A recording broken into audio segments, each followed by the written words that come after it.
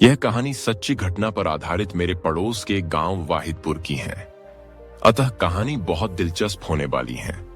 आप लोगों से विनम्र अनुरोध है कि मेरे वीडियो को लाइक और चैनल को सब्सक्राइब कर लें, क्योंकि दोस्तों, एक वीडियो बनाने में बहुत मेहनत लगती है।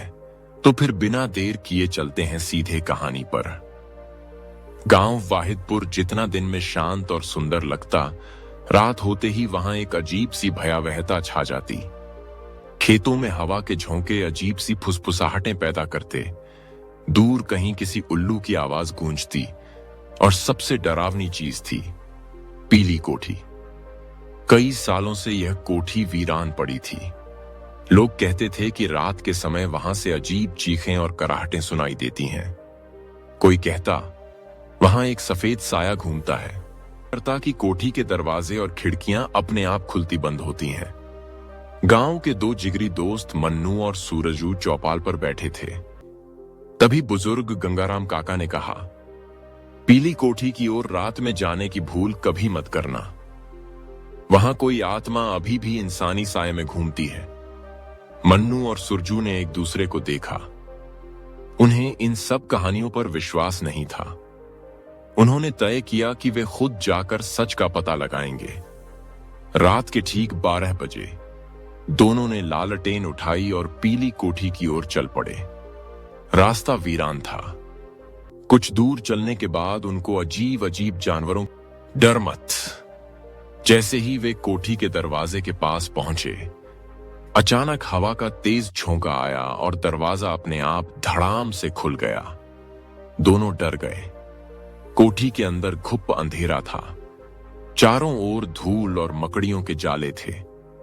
लालटेन की रोशनी में टूटी फूटी कुर्सियां और दीवारों पर धुंधले खून के निशान दिख रहे थे। तभी ऊपर की मंजिल से किसी के चलने की आवाज आई, थक थक थक।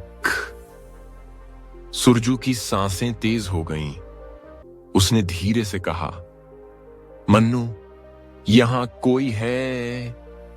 सुरजू ने साहस जुटाया और ऊपर जाने के लिए सीढ़ियां चढ़ने लगा। सीढ़ियों के आखिरी पायदान पर पहुंचते ही अचानक सामने का दरवाजा चुर्र चुर्र की आवाज के साथ अपने आप खुल गया। भीतर अंधेरे कमरे में एक संदूक रखा था। मन्नू ने हिम्मत करके संदूक खोला और उसमें एक पुरानी डायरी मिली।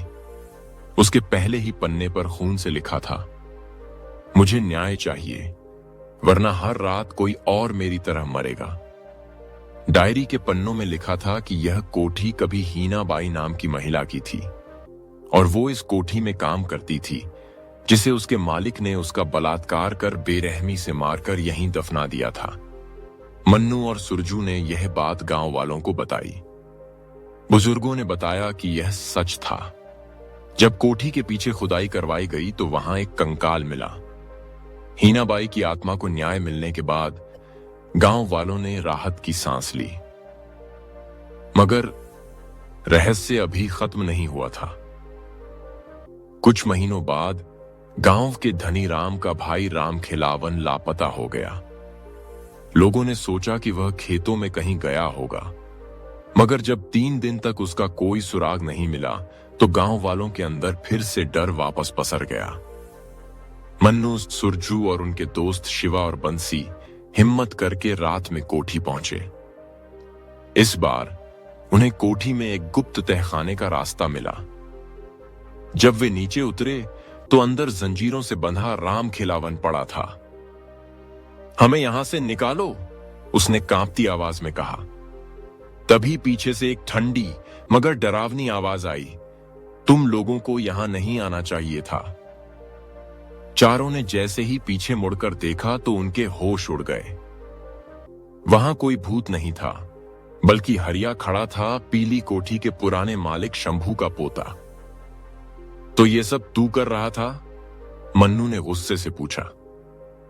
हरिया शैतानी हंसी में बोला, हां, मेरे दादा को गांव वालों ने बेइज्जत किया, हमारी हवेली छीन ली, तो मैंने सोचा क्यों ना तुम्हें उसी डर में झोंक दूं।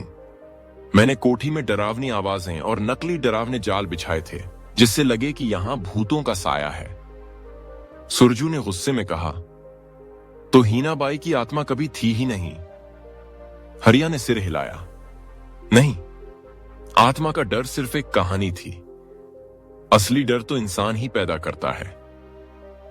हरिया को गांव वालों ने पकड़कर पुलिस के हवाले कर दिया। अब पीली कोठी वीरान हो गई थी, मगर इस बार डर की नहीं बल्कि सच की जीत हुई थी। लेकिन कहते हैं कि अगर कोठी के पास जाओ तो आधी रात को धीमी आवाज आती है।